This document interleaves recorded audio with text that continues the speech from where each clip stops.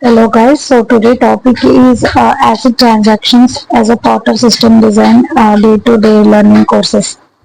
Okay, today let's explore what is this ACID transactions in database. I think you are already aware we are following this key concepts flow. We covered scalability, availability, CAP theorem, now ACID transactions. So what is ACID transactions in databases? We already know databases are used to store the data. Store data. Okay. Imagine, imagine, imagine you are running an e-commerce application. A customer places an order and your system needs to detect the item from inventory, charge the customer's credit card and record the sale in your accounting system all at once. What happens if the payment fails? But your inventory count has already been reduced, or if your application crashes halfway through the process. This is where ACID transactions comes into play. They ensure that all the steps in such crucial critical operations happen reliably and consistently. ACID is an acronym that refers to the set of four key properties that define a transaction. That is atomicity, consistency, isolation, and durability. So basically what is ACID refers to in any transaction. So any transaction happens, then it must follow these four acidic properties. What are those? Atomicity, what are those? Atomicity, consistency, isolation, and durability. Okay. So our application should handle this, or the database should handle ACID properties. What should handle? Even if application crashes or database is reduced, all these cases we should cover. So 1 minute. Okay. Now, in this article, we'll dive into what each of the ACID properties means, why they are important, and how they are implemented in databases. If you are finding this helpful, please subscribe to the news later. Okay, what is a database transaction? What is a database transaction? How we can use this ACID property on it? So ACID property, you should understand. Okay, some database is involved.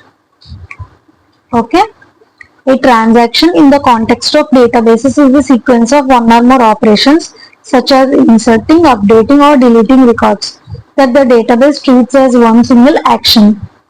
It either fully succeeds or fully fails with no in-between states. Okay, that is a transaction. Okay, you already understand. Insertion or updation or deletion, a sequence of one or more operations. And all those sequence, suppose we have added user, updated user, deleted user. If we are doing this in a sequence, this is completely taken as one single action. This is one single action. Example, bank transfer. Okay, when you send money to a friend, two things happen. Money is detected from your account, money is added to their account. These two steps form one transaction. Okay, this is one transaction. If either step fails, both are cancelled. Without transactions, databases could end up in inconsistent states. Okay, database should always end up with two states, either fail or pass. Okay, either success or fail, but not partial states or in between states. For example, partial updates. Your money is detected, but your friend never receives it. That will happen in even our real life world scenarios. conflicts. Two people booking the last movie ticket at same time. Okay. So here the situation is, suppose you already sent money but your friend didn't receive it. Okay. What happened here? Here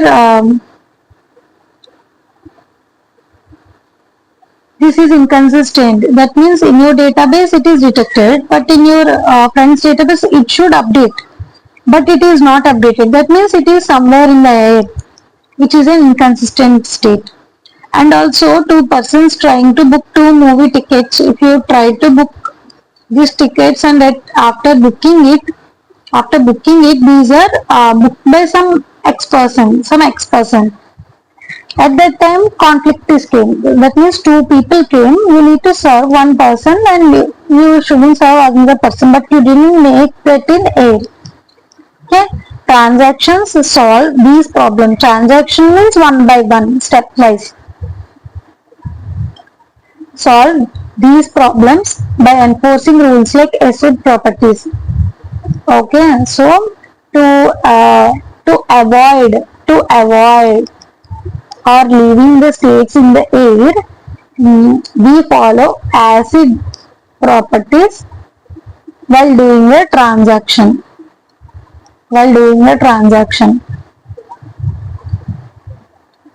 Let's look at each of the ACID properties in detail. So, atomicity. What is an atomicity? Atomicity ensures a transaction comprising, that means multiple operations. Okay, multiple operations executes as a single or indivisible unit of work. It either fully succeeds or fully fails. That means rolls back. If any part of the transaction fails, let's read one more time. Atomicity ensures that a transaction comprising multiple operations executes as a single or invisible unit of work. It either fully succeeds or fully fails. If any part of the transaction fails, the entire transaction is rolled back and the database is restored to a state exactly as it was before the transaction began. Example, in a money transfer transaction, if the credit step fails, the debit step cannot be allowed to stand on its own. This prevents inconsistent states like money disappearing from one account without showing up in another.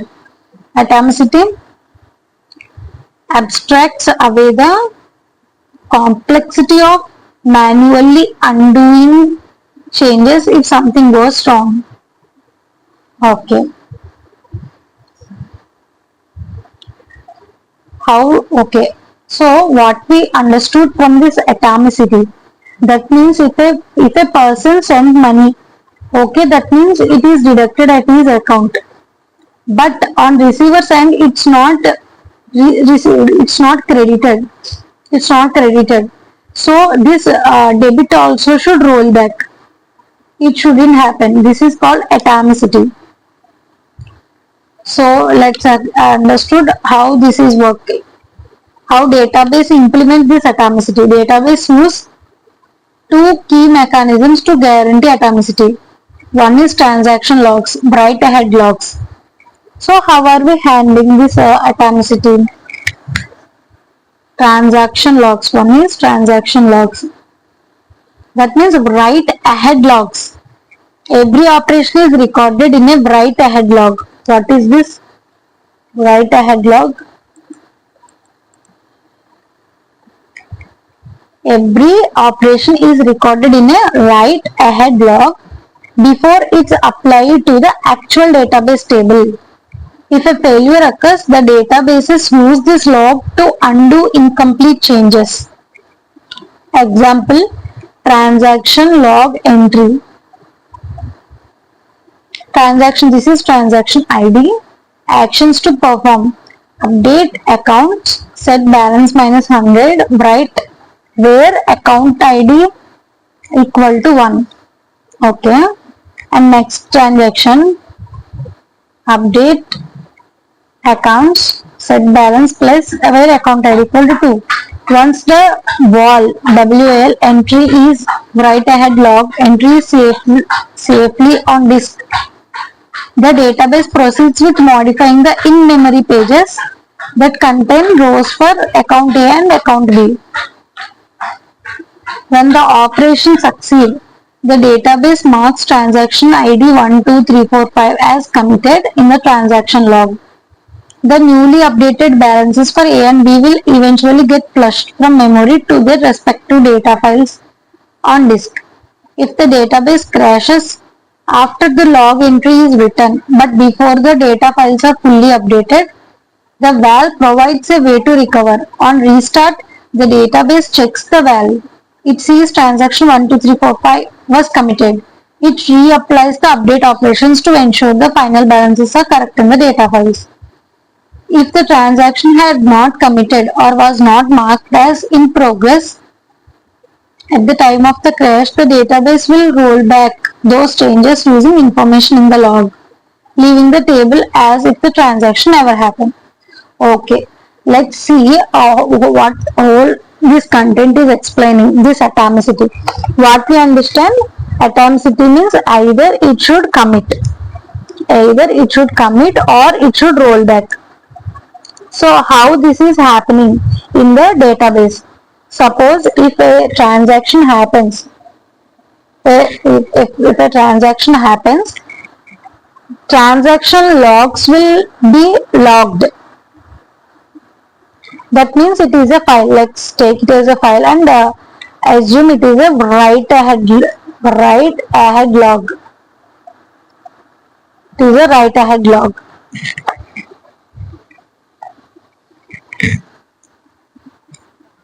Okay.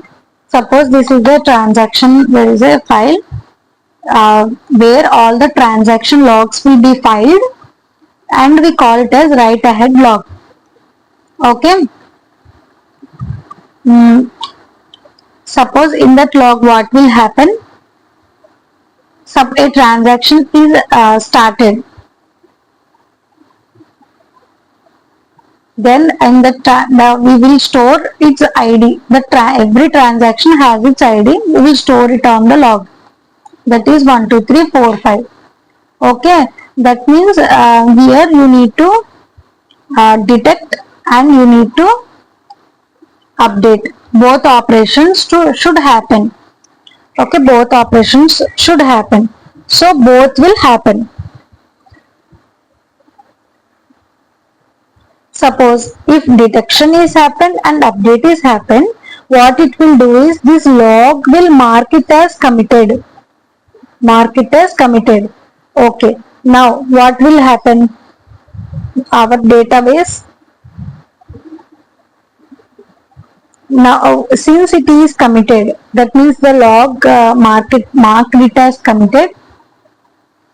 The database understand, okay, this transaction is completed.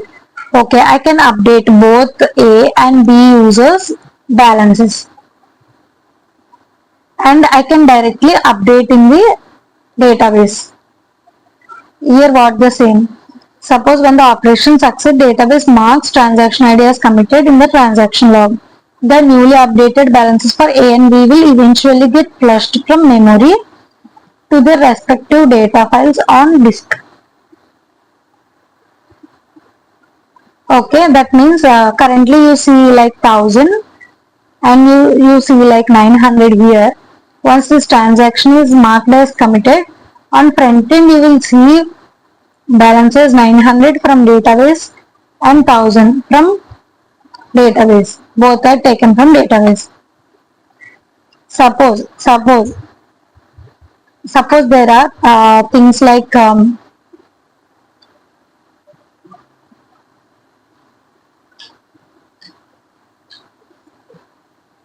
suppose if database crashes, these logs are written. That means okay, this is detected and updated. Both logs are written, but it is not marked as committed. What it will do? At that time, if you just restart the system,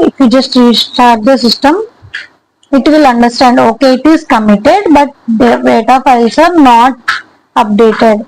So it will update. Suppose on if suppose it is not committed, If it is not committed before the crash, then it will won't it will do all the operation. That means this transaction is not happened at any time. It acts like that. Okay. Every operation is recorded in a write ahead log before it's applied to the actual database. Okay, if a failure occurs, the database uses this log to undo incomplete changes. Okay, so any operation, instead of directly doing on a database, it will record that operation. So what it will do first? Okay, one transaction came. The transaction is 1, 2, 3, 4, 5. Okay, so you need to detect first. You need to detect. Before detecting, it will write, okay, I am detecting in a log file. And then after detecting, in the same log file, it is writing updating. Okay, I have updated. So both operations are successfully done. So it will mark this log as committed. Once it is committed, and database is both operations also done, from front end they will fetch the actual balance, real balance from data files. Okay, this is the success flow. What is the failure flow? That means after committing, it is not informed anything, and in between system is crashed. Then if you restart the database, it will check, okay, it is marked as committed. Okay, I can update this balances, real balances. If it is after restart, suppose if the crash happened after completing this and before marking it as committed, what will happen? It will assume, okay, nothing is happened, it is not marked as committed, so I just will roll back. So database checks this log, okay, detect, this will undo, this will be undo.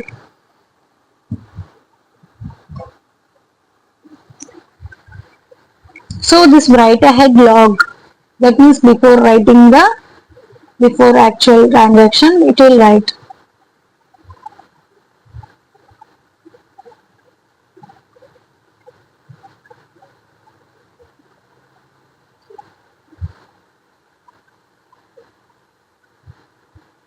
Since it is committed, what it will do is it will re-update, just re-update the same operations.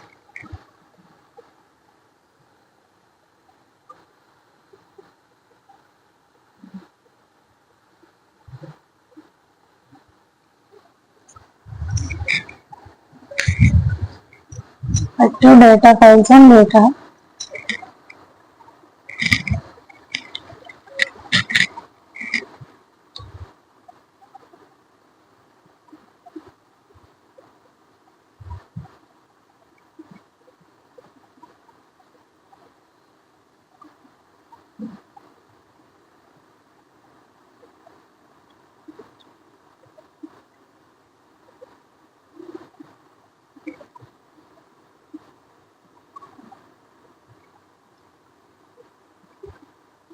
There are some in-memory pages.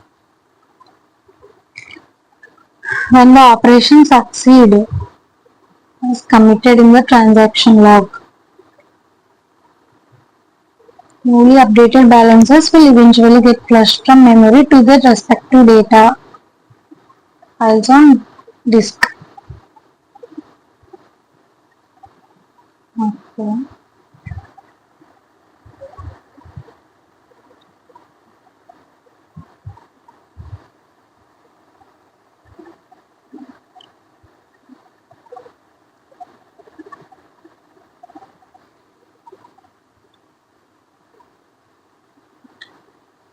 Commit or rollback protocols. We are checking the atomicity. In the atomicity, how we are applying the atomicity. That means either it should commit or roll back, right? So committed part we checked. Now commit or rollback protocols. What are the protocols? First one is write ahead logs. That means we can use transaction logs. Using this log, okay, in this log everything is written. These are the actions to perform. Okay, I will perform these actions like that.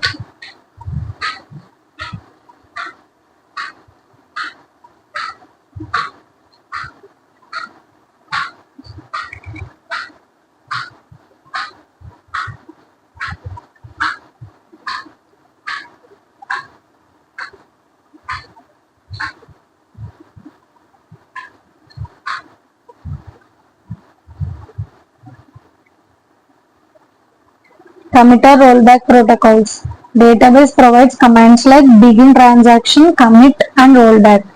Any changes made between begin transaction, commit are considered in progress and won't be permanently applied unless the transaction commits successfully. If any step fails or if you explicitly use a rollback,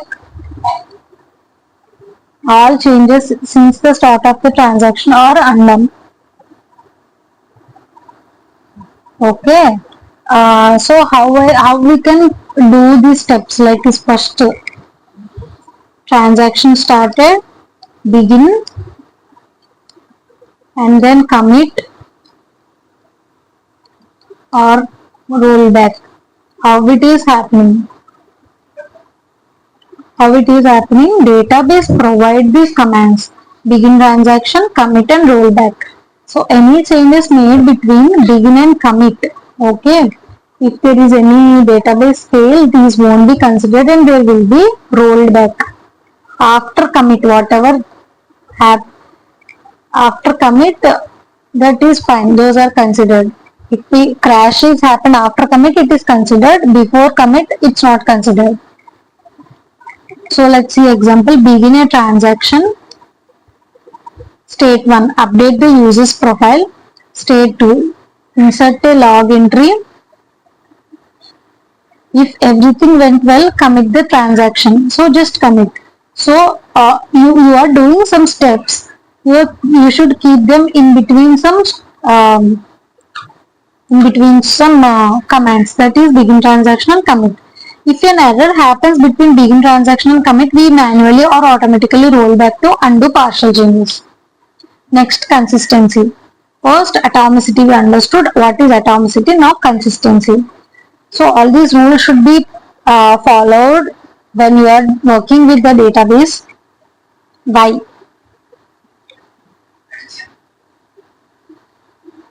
Because database should not fail. It should handle all kind of requests.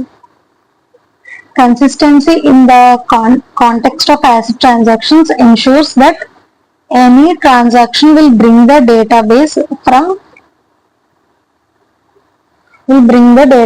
from one valid state to another valid state, never leaving it in a broken or invalid state. Consistency means, yes, again, no invalid state or no failed state. All states should be same. All states should be same. Okay. It means that all the data integrity constraints such as primary key constraints, means no duplicate IDs, foreign key constraints, that means related records must exist in parent tables, and check constraints, A can't be negative, are satisfied before and after the transaction. It should be consistent. If a transaction tries to violate these rules, it will not be committed and the database will revert to previous state. Okay, not just it is following begin transaction, commit and rollback, but also it should be consistent. The data should be consistent. Okay, that means if it will check primary constraints, it's following foreign key constraints should be satisfied. Checking constraints, that means negative or non-negative, all these constraints should be satisfied before and after the transaction. Then only it will be considered. Example, you have two tables in an e-commerce database, that is products and orders. In products table, you have product ID and stock quantity. In orders table, you have order ID, product ID and quantity. constraint. You can't place an order for a product if quantity is greater than the stock quantity in the products table. Okay, that means while placing the order, if that quantity is greater than stock means obviously you can't do that. Okay, for that how will you approach this? Begin, transaction begin, insert into orders, product ID and the quantity values, that means 10. Next, try to decrement the stock from the products table. Stock minus 10. Product ID is 1 of 1. Check constraint. If stock quantity goes below 0, this violates the rule. That means primary key, foreign key, both are accepting, but these check constraints are not happening. That means it will roll back. It won't do that. If the product stock quantity was 8 less than what we are trying to order, the database sees the new value would be minus 2, which breaks the consistency rule. It should never not go negative. The transaction fails or triggers a rollback, preventing the database from ending in an invalid state. Okay, at this state it will return an error or rollback, or it will handle this failure, but it won't leave it like that.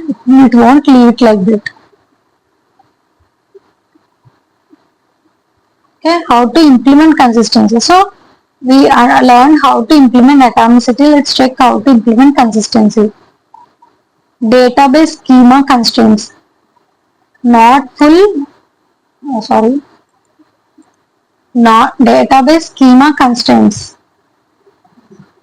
Since consistency, it includes primary, foreign,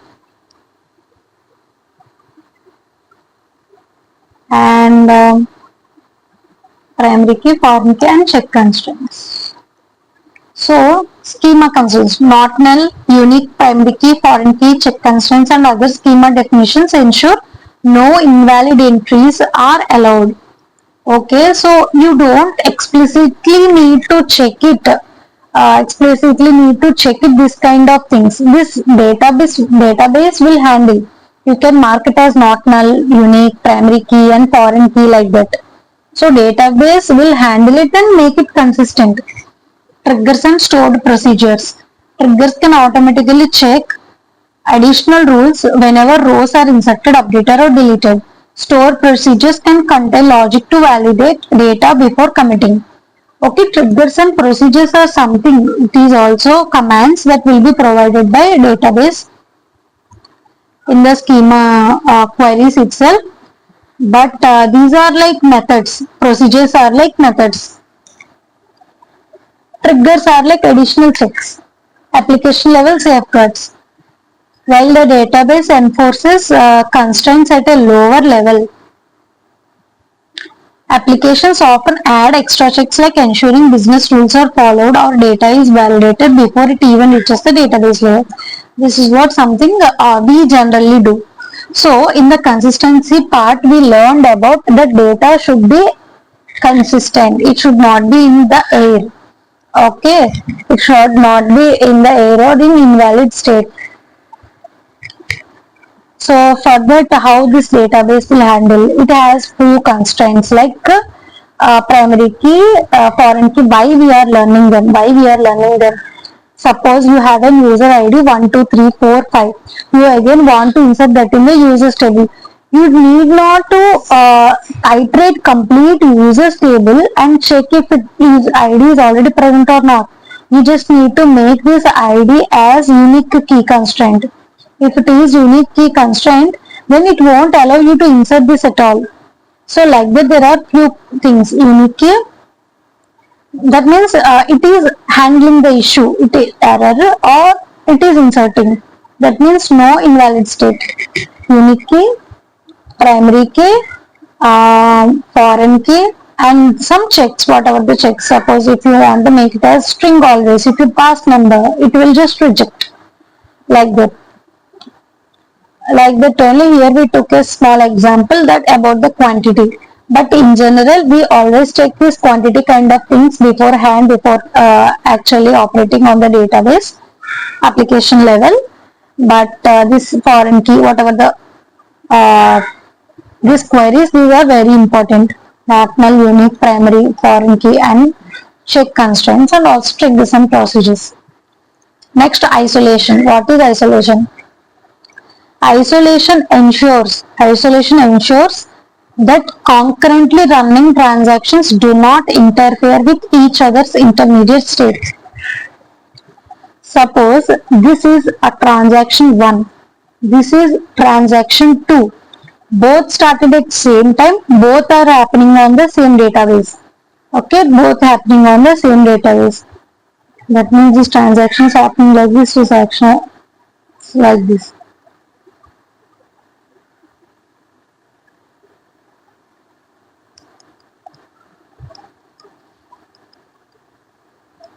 So both transactions should happen like this. But if there is database which both are handling, this is handling and this is also handling the same database, then both should not cross over. Okay, both should work independent. Both should be an independent.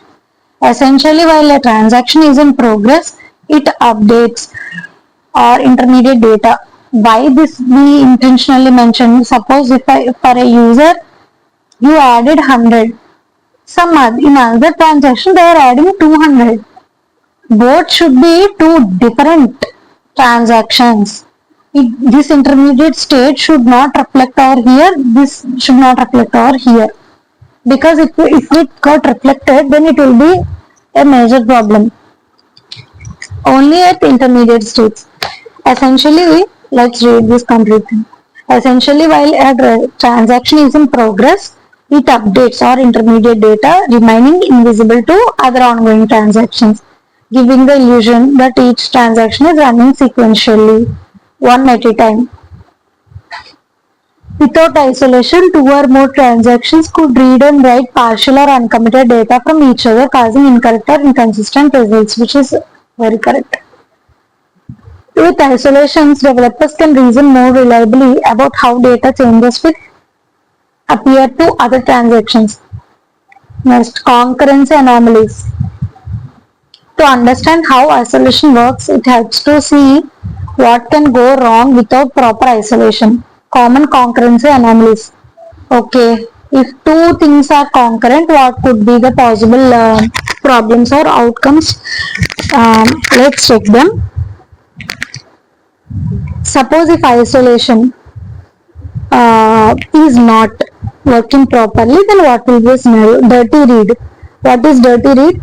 Transaction A reads data the transaction B has modified but not yet committed. This is expected. If transaction B then rolls back, transaction A ends up holding an invalid or dirty value that never truly existed in the committed state, which is correct. Next, non-repeatable data. Non-repeatable read. Transaction A reads the same rows multiple times during its execution, but sees different data because another transaction updated or deleted those rows in between A reads. That is also dirty read. And next, phantom read. What is phantom read? Transaction A performs a query that runs a set of rows that returns a set of rows. Another transaction inserts or updates or deletes rows that matches A query conditions. If A reruns the same query, it sees a different set of rows, phantoms. Okay.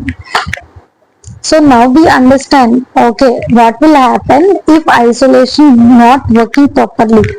Before committing, if changes are getting exchanged, dirty read, non-repeatable read, phantom read. Then isolation levels.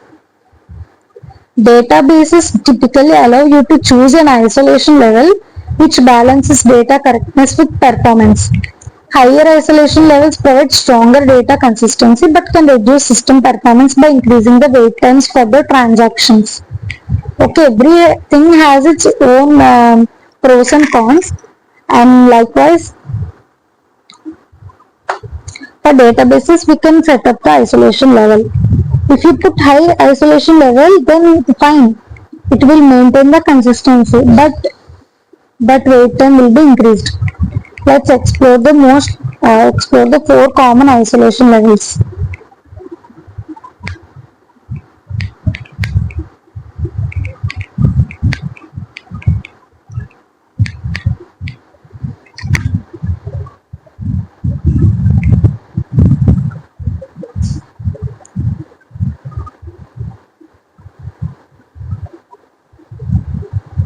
So let's explore the four common isolation levels. What are these? Read uncommitted. Allow dirty reads. Transactions can see uncommitted changes. Rarely used as it can lead to several anomalies. Concurrency anomalies means problems. So read uncommitted. Okay. Before commit it allowed to read.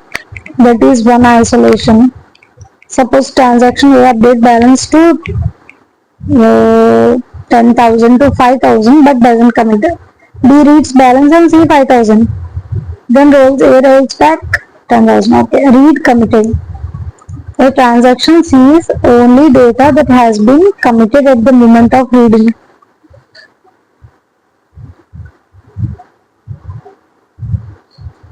Prevents dirty reads but non-repeatable reads and phantom reads can still occur.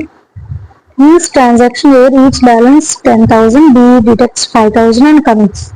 Reads again 5,000. So it is way better. That means data is committed. So you will see the updated data only, but you still see non-repeatable reads and phantom reads. So we already understand what the non-repeatable reads.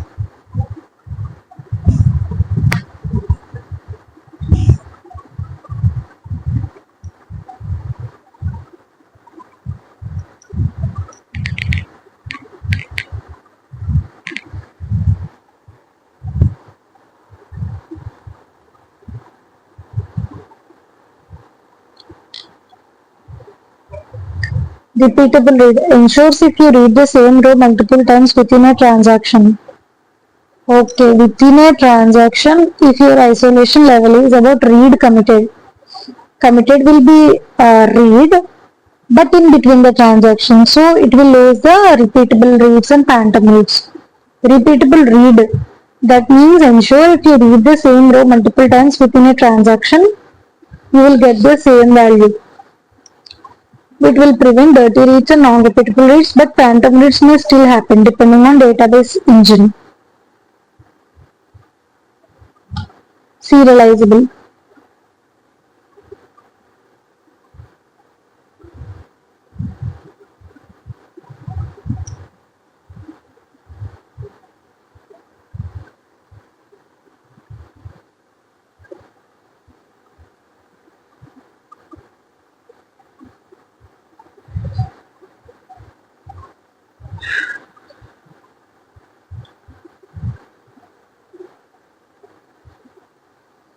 Same rows multiple times within a transaction.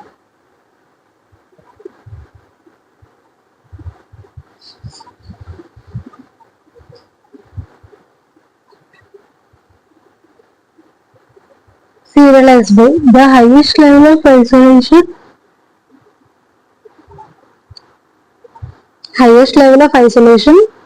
that means acting as if all transactions happen sequentially one at a time. Prevents dirty reads, non-repeatable reads and phantom reads. Most expensive in terms of performance and concurrency because it can require more logging or more conflict checks. Yeah, serializable means it should be in serial. Query tickets and see 5 available. B adds 3 more tickets and commits. A tries to query again under serializable. It either sees the original 5 as if B happened after A. Hits a serialization error and is forced to retry. Okay.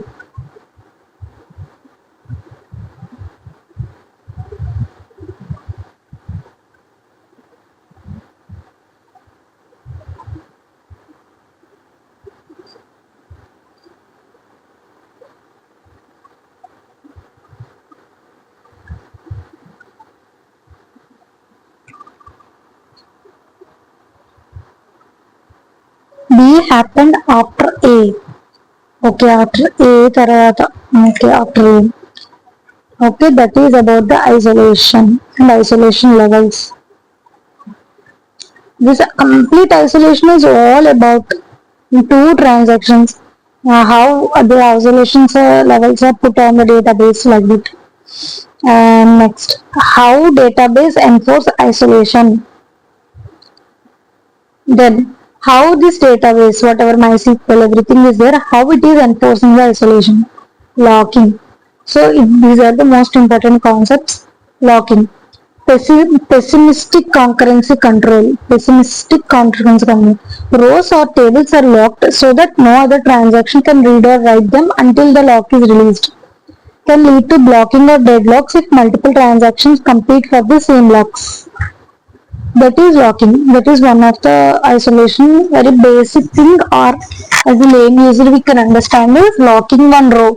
If we lock one row and we wait until one transaction completes, all other multiple transactions trying to modify the same row needs to wait or blocked or go to deadlock. Next, MVCC, multi-version concurrency control. This is pessimistic and this is multi-version. What is this optimistic one? Instead of blocking reads, the database keeps the multiple versions of a row. Readers see a consistent snapshot of data like a point in time view, while writers create a new version of the row while updating. This approach reduces log contention but requires carefully managing row versions and cleanup. Vacuuming in PostgreSQL, for example. So what's happening in this multi-version concurrency control? We are maintaining versions of each row. Instead of locking one single row, we are maintaining different versions of that each row and let complete all the multiple transactions on its own. At that point of time, what will be there? That will be its new version will start. Next, snapshot isolation. A form of MVCC where each transaction sees data as it was at the start or consistent point of the transaction. It is also like MVCC, prevents non-repeatable reads and dirty reads. Phantom reads may still occur unless the isolation level is fully serializable. Okay, so we understood what is isolation, levels of isolation, how this database really enforces the isolation. Next, durability. Durability ensures that once a transaction has been committed, the change it made will survive even in the face of power failures, crashes, or other catastrophic events. In other words, once a transaction says done, the data is permanently recorded and cannot simply disappear. Okay, everything is all about transaction is committed or not. Okay, that means if a transaction is committed, it should be happen. There is no point of failing. Even it is power failures, crashes, or other catastrophic events, the database should save it. The database should update it. How the database will do? Data ensure durability by write-ahead logging. So most relational databases rely on write-ahead logs to preserve changes before they are returned to the main data files. We already learned about this thing. Write changes to write-ahead logs. The intended operations, update, inserts, deletes are recorded in the write-ahead logs on durable storage or disk. Commit the transaction. Once the val entry is safely persisted, the database can mark the transaction as committed.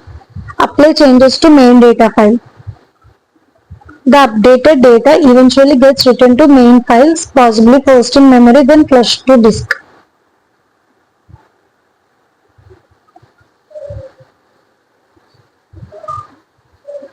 If the database crashes, it uses the val during recovery.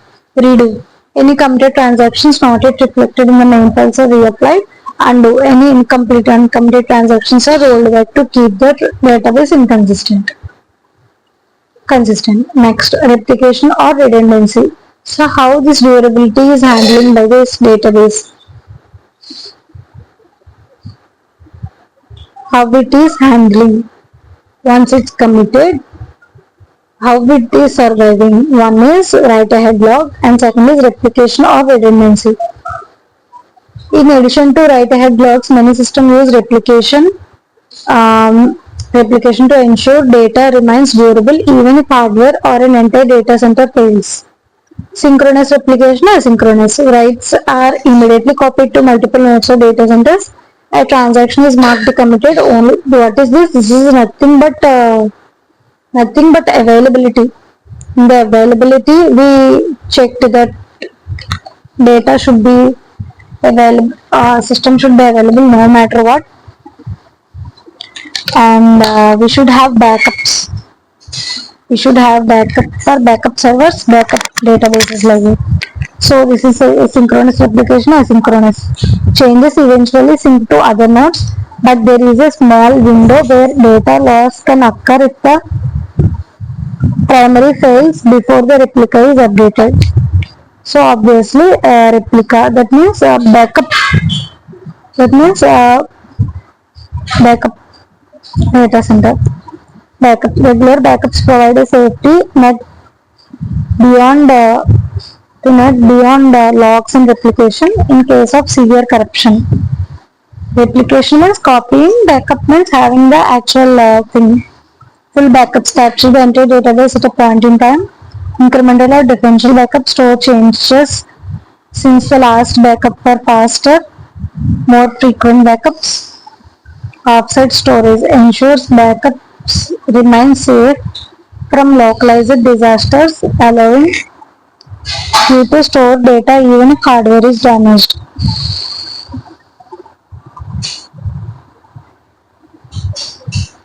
Okay. So today in this class we understood what are the acid properties. We understood what the acid properties. So what is acid properties? Atomicity. Just to understand one more time, atomicity, consistency, isolation, and durability. So whatever the database is there, it should handle all these properties, acid properties, in such way. The main goal to have this is not to leave any transaction, in half the way. It should either success, either pass or fail, but there should not be any intermediate state. Okay, for that how we can achieve that using this four properties, and by hopefully we have all these or already few databases have inbuilt. Suppose atomicity. Generally, what is an atom? Atomicity is also same. It will maintain write ahead log to handle this transaction to either success or fail. What it will do, it will commit every transaction and check that you it will roll back or update. So what things can be done in the atomicity?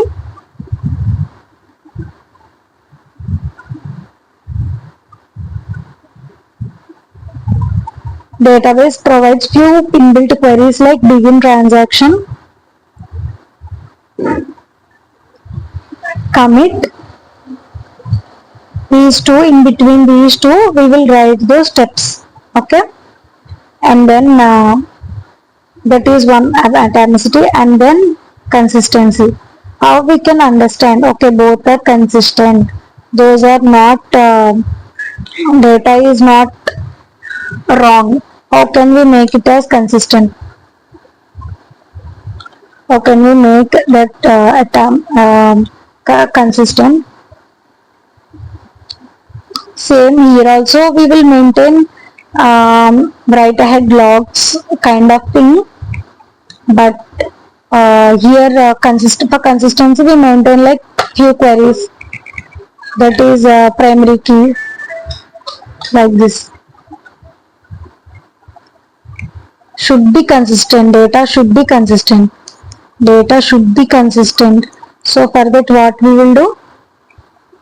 We will use few queries. Here we use these commands. Here we use unique key, primary key, foreign key, and check queries, check constraints. This is consistency. And third one is isolation. Isolation is very important. That in isolation, no two transactions will collide. No two transactions will collide. Okay. There are different levels of isolations like dirty reads, repeatable reads,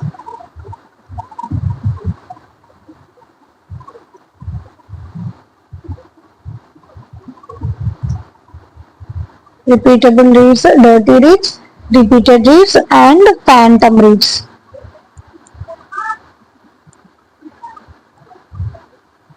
Phantom reads. Okay, we can adjust our database to have all these isolation levels. Like first is obviously locking. That is one thing. And after locking, that means it will lock a row. And then hello reads. Hello reads means how are we allowing reads?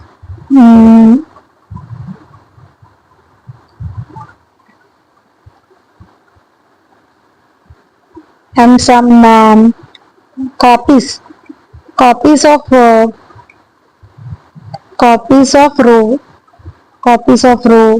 and then what we understand, serializable. Okay, and then durability means it should be durable. Once a transaction is committed, no matter what, it should save in the database. For that, you can either synchronous or async, or synchronous, replication, backups, kind of thing. Okay, the Atomicity we learn about database rollback, write ahead logs, rollback protocols. In consistency, we learned this one, system procedures, the application level. Next, in isolation, there are like dirty reads, non-repeatable, phantom. For this, we have uncommitted, read committed, repeatable read, and serializable. Now, how database works with this isolation? It will lock, that means pessimistic concurrency control. Optimistic concurrency control means multi-version concurrency control. Snapshot isolation. Next, durability. In durability, the write ahead logging, and replicas and backups. And I hope you enjoyed this video and learned a lot about this ACID transactions. In our next class, we can check this consistent hashing, and we can cover one more topic in the system design key concepts. Thanks for watching.